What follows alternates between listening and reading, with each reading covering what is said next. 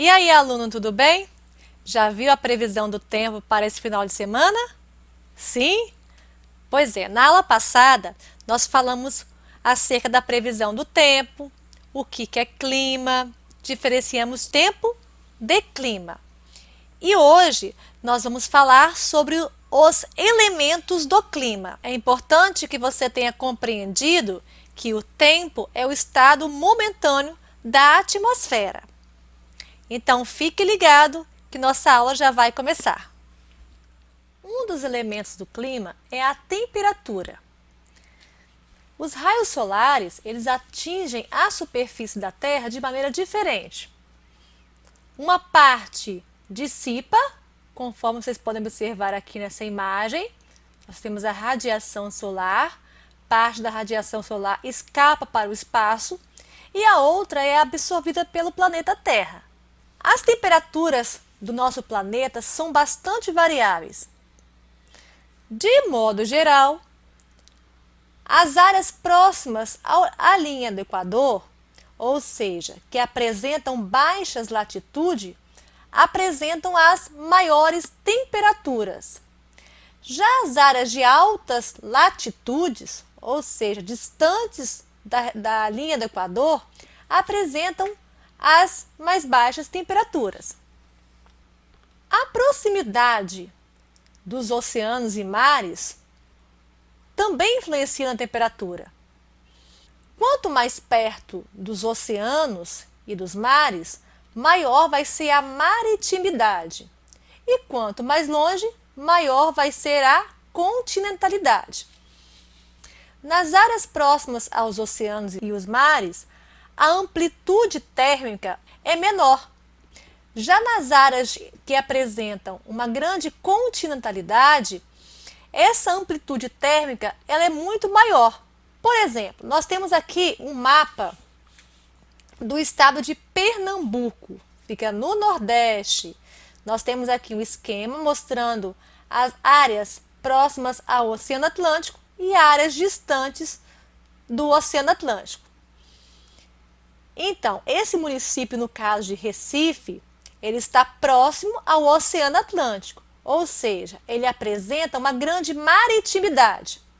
Já o município de Salgueiro e Petrolina apresentam uma grande continentalidade, ou seja, estão mais afastados do Oceano Atlântico.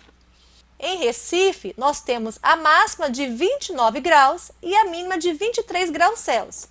Então, a amplitude térmica aqui é de 6 graus, 29 menos 23, é a máxima menos a mínima. Já em Salgueiro, nós temos a máxima de 33 graus e a mínima de 20 graus Celsius. Então, a amplitude térmica é de 13 graus Celsius. Em Petrolina, essa amplitude térmica é de 11 graus Celsius. Então, é possível constatar através desse mapa que quanto mais próximo ao oceano ou ao mar, maior vai ser a maritimidade e menor vai ser a amplitude térmica, ou seja, a variação de temperatura.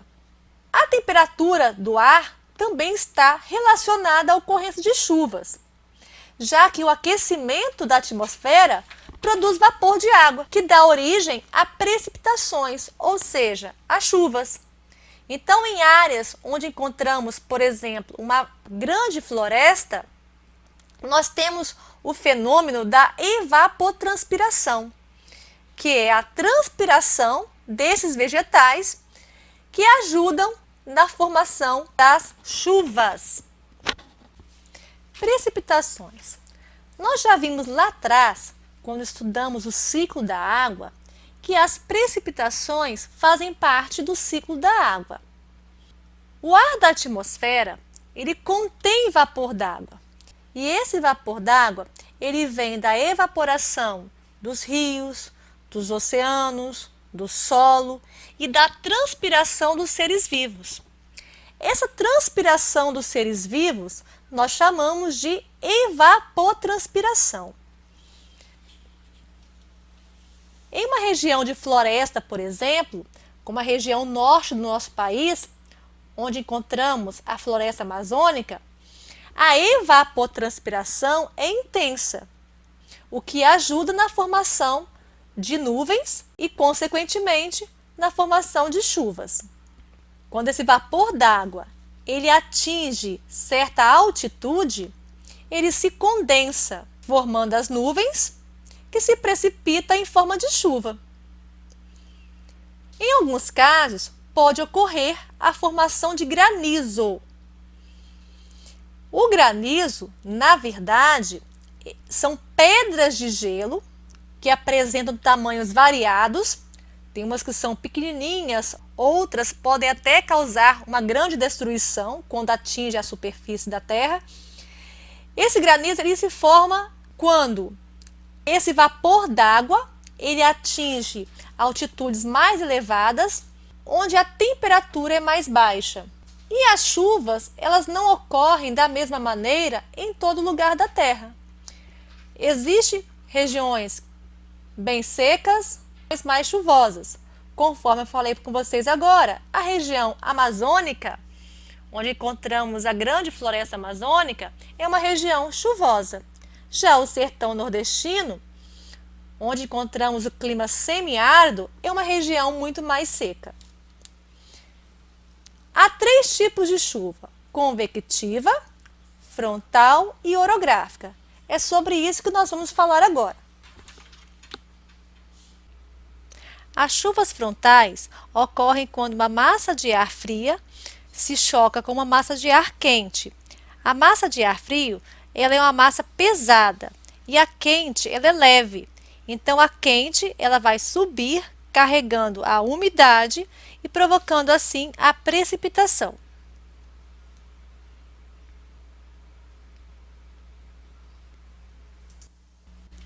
As chuvas orográficas ocorrem quando o vento ele carregado de umidade encontra um obstáculo, que pode ser uma montanha ou também uma serra. Resulta assim essa precipitação. O vento que ultrapassa essa barreira ele é mais seco, porque ele já perdeu a sua umidade na forma de chuva. Por último, nós temos as chuvas convectivas, que são muito comuns em regiões de florestas, onde a temperatura é mais alta. O ar quente e úmido, ele sobe, essa umidade sobe, se condensa e se precipita. Vamos lá, nós já vimos sobre 2 elementos do clima, que são a temperatura e as precipitações. Agora, vamos falar sobre pressão atmosférica e ventos. Essa imagem está no livro de vocês. Bom, o que é pressão atmosférica? Pressão atmosférica é a pressão exercida pela atmosfera na superfície da Terra. E ela interfere muito na formação dos ventos, no deslocamento desse ar. Sempre os ventos vão se deslocar de uma área de alta pressão para uma área de baixa pressão. É isso que nós vamos ver agora. Primeiramente, nós temos uma coisa que eu já falei com vocês lá atrás. O quê? Que o calor do Sol ele se distribui de forma irregular pelo nosso planeta. Nas áreas próximas à linha do Equador, os raios solares atingem a superfície da Terra de forma muito mais intensa. Já nas regiões próximas aos polos, ou seja, com grande latitude, essa intensidade da radiação solar é muito menor, o que faz com que nas regiões polares as temperaturas sejam extremamente baixas. Já as próximas à linha do Equador são muito mais altas. É o que mostra nessa imagem aqui para vocês. Diferença de temperatura criam diferença de pressão atmosférica. O que é isso? Conforme eu falei com vocês, sempre os ventos vão se movimentar da área de alta pressão para a área de baixa pressão. Mas, de acordo com a latitude, nós temos pressões diferentes. Então, nas áreas próximas à linha do Equador, aqui a linha do Equador, conforme vocês podem observar, a pressão atmosférica ela é muito menor. Já nas áreas próximas aos polos, tanto norte como sul, próximas regiões polares, a pressão atmosférica ela é muito maior. Então, o ar sempre vai deslocar, no caso o vento, de uma área de alta pressão, no caso aqui próximo aos polos, para uma área de baixa pressão, próxima à linha do Equador. Mas o movimento da Terra também altera a dinâmica, a movimentação desses ventos. Nós temos aqui um esquema mostrando um pouquinho sobre isso. No hemisfério norte, a rotação da Terra desloca para a direita a direção dos ventos. Desloca para a direita a direção dos ventos. Já no hemisfério sul, é o contrário. Desloca para a esquerda a direção dos ventos. Então, nós temos o quê? Sentidos opostos dos ventos. Ok? No hemisfério norte e no hemisfério sul. Sobre as brisas. As brisas, elas ocorrem em regiões costeiras, ou seja, próximas a oceanos ou a mares. Durante o dia, a Terra, o continente, ele se aquece muito mais rápido do que a água do mar, fazendo o ar dessa área, que é mais seca, se esquentar e subir. Essa setinha aqui vermelha, indicada nessa imagem. Um vento suave, originado do ar frio do mar, se desloca em direção ao continente. Esse vento nós chamamos de brisa marinha. Essa setinha aqui é azul. Durante a noite, o que acontece? A água do mar, ela demora muito mais para resfriar. Às vezes, nós vamos à praia à noite, no verão, a água do mar está morninha ainda e a areia já esfriou. Então, o que acontece? Como o ar sobre o mar está mais quente, ele sobe. O ar do mar, ele é mais quente do que o ar do continente, porque o oceano, os mares, eles demoram a perder calor. O ar frio da costa se desloca, então, em direção ao mar, esse ar frio aqui, ó, formando a chamada brisa terrestre.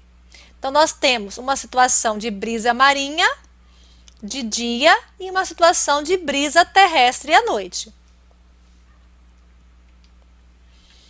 Também está no livro de vocês, na página 173, essa imagem aqui, que mostra a questão da movimentação do ar quente e do ar frio. Nas camadas mais altas da atmosfera, nós sabemos que o ar é mais frio.